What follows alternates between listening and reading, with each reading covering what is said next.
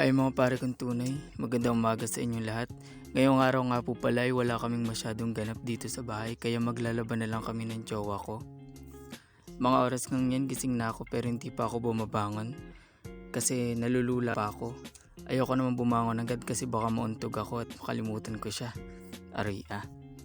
Alas 9 na nga pala ng umaga nito mga pare ko. At tatatlo na lang kami dito sa bahay dahil yung dalawa kong kapatid na sa school na. Hindi nga pala pumasok ngayong araw ang bunso kong kapatid kasi may lagnat pa siya. Sa mga oras nga niyan iniisip ko pa talaga ako maglalaban na kami kasi tinatamad pa talaga ako pero 2 basket na yung lamog namin magjowa. Kaya maglalaban na lang kami ngayong araw. Bumangon na nga pala ako mga pare ko para simulan yung gawaing bahay ko. Ito na talaga yung everyday routine ko dahil gusto ko talaga malinis lagi yung bahay. Napaka-presentable kasi tingnan pag malinis yung bahay tsaka sobrang ganda sa paningin. Tsaka ayoko rin talaga mga pare ko na makalat yung bahay kasi gusto ko laging malinis. Fast forward na mga pare ko, sa mga oras ngang yan ginigising ko na jowa ko at pinapabangon ko na rin, pinapalinisan ko na rin yung kwarto namin.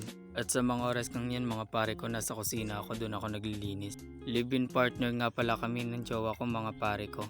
3 months na nga rin pala kami nagstay dito sa bahay nila mama. Dito na rin talaga kami nagstay sa amin, simula na nag-resign kami sa trabaho mga pare ko. Papasok na nga pala kami ngayong mga pare ko ngayong year na to. Inintay lang namin ang araw ng enrollan. Sobrang hirap din talaga makahanap ng mga trabaho mga pare ko. Kasi mga hinahanap nila mga college graduate. Kaya napag-isipan namin na mag-aral na lang kasi sayang din naman. Lilima nga lang pala kami guys dito sa bahay na to. Kaming 4 na magkakapatid at yung jowa ko. At ang mama ko naman ay nasa Quezon nagtatrabaho. Tsaka sanay na rin talaga kaming 4 na magkakapatid na kami-kami lang nasa bahay. Maaga rin kasi kaming natuto sa buhay mga pare ko. Kasi simula ng mga bata pa kami, ay kami-kami na lang talaga magkakasama sa isang bahay. Kasi yung mama ko ay namamasukan sa trabaho. At sa mga oras ngang yan mga pare ko tapos na ako maglinis din sa loob ng bahay namin. Kaya doon naman ako sa labas para magwalis. Buti na lang talaga ako, konti lang rin yung mga dahon na nalaglag. Kaya mabilis lang rin ako natapos. Pagkatapos ko magwalis din sa gilid ng bahay namin, pupunta na rin ako sa terrace namin para doon naman magwalis. Kasi doon talaga pinakamaraming kalat na maliliit dahil nanggagaling doon sa loob mga pare ko. Favorite ko rin talagang gawain sa bahay ang magwalis. Nasasatisfy kasi ako pag yung makalat tas biglang lilinis. Tsaka pagdating talaga sa kalinisan mga pare ko sobrang stricto ko sa mga kapatid ko. Kasi ayoko talaga na makalat yung bahay. Ewan ko nga rin ba basta pagdating sa kalinisan gusto ko talaga perfect yung linis at gusto ko nasasatisfy ako sa linis ko.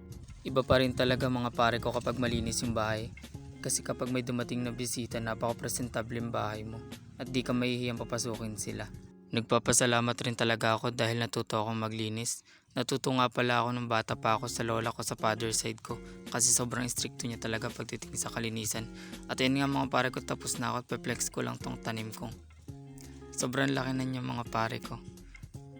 Mahilig nga rin pala ako magtanim ng mga halaman mga pare ko. Pagkatapos nga nun mga pare ko sinunod ko na rin tong towel na pinagamitan ng mga kapatid ko. Bibilid ko nga rin pala ulit sila para matuyo. Ito nga pala mga pare kong bahay na tinitira namin ngayon, hindi namin sarili. Pinatiran lang kami dito kasi walang tao dito. Kasi nasa abroad yung may-ari nito.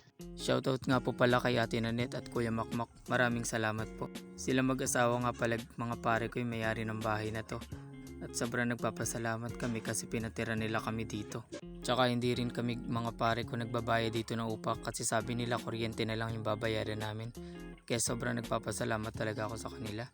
Fast forward na nga pala mga pare ko tapos na ako magsampay ng towel at tinignan ko lang dito yung alaga ng jowa ko.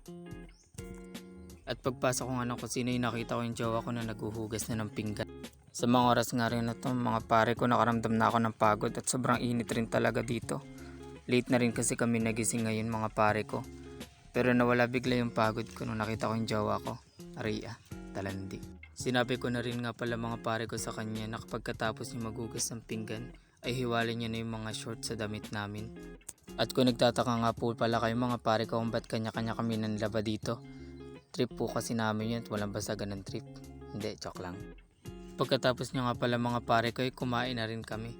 Pinakain ko na rin yung kapatid kong bunso kasi papainumin namin ng gamot kasi may lagnat pa. Noodles na ramen nga palang ulam namin ngayong umaga mga pare ko. At para na rin makahigop na mainit sa sabaw yung kapatid kong bunso na may lagnat. Binilisan nga rin lang pala namin ang pagkain mga pare ko kasi maglalaba pa kami. Uuwi rin nga pala ngayon dalawa kong kapatid galing school kasi dito sila kakain. At fast forward mga pare ko, tapos na kami kumain at maglalaba na kami. Doon nga pala guys kami naglalaba sa dati naming bahay kasi doon mas malapit ang bomba. Doon rin nga kami naglalaba kasi nga makanlong doon. At saka hindi rin naman gaano kalayo dahil dalawang bahay lang pagitan papunta doon sa bahay namin dati. Pero itong bomba na ginagamit namin mga pare ko hindi sa amin. Sa kapatid nga pala ito ng stepfather ko at nakikigamit lang kami. Yan nga lang pala yung labahin namin ngayon. Pero para sa akin sobrang dami yan. Pumunta na nga ako dito sa dati namin bahay para kuhanin yung palanggana. Kasi ahawan pa namin bago namin laban yun.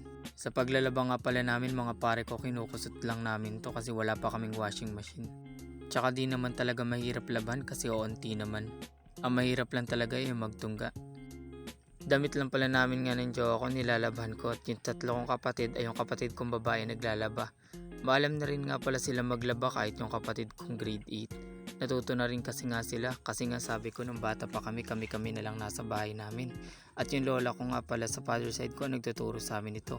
Kaya natuto kami. Bago ko nga pala labahan mga pare ko yung damit namin, binabanlawan ko muna para mawala yung mga dumi at madali ko na lang tong kukusutin.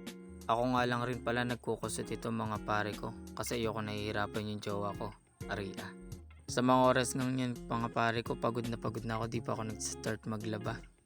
At dito nga tapos ko nang banlawan yung mga damit namin at lalaban ko na. At iigiban ko na rin yung planggana dun sa bahay namin kasi dun ako maglalaba. Isang powder nga lang pala nagagamit namin mga pare ko dahil maunti lang naman. Surf lagi gamit namin kaya surf baka naman. Aria. Joke lang. Sa mga oras nga nito mga pare ko sumasakit na tiyan ko. Kagabi pa nga pala masakit tiyan ko dahil siguro sa tubig na iniinom namin. Kasi dito mga pare ko hindi uso yun sa bomba sila umiigib. Dito talaga bumibili ng mineral.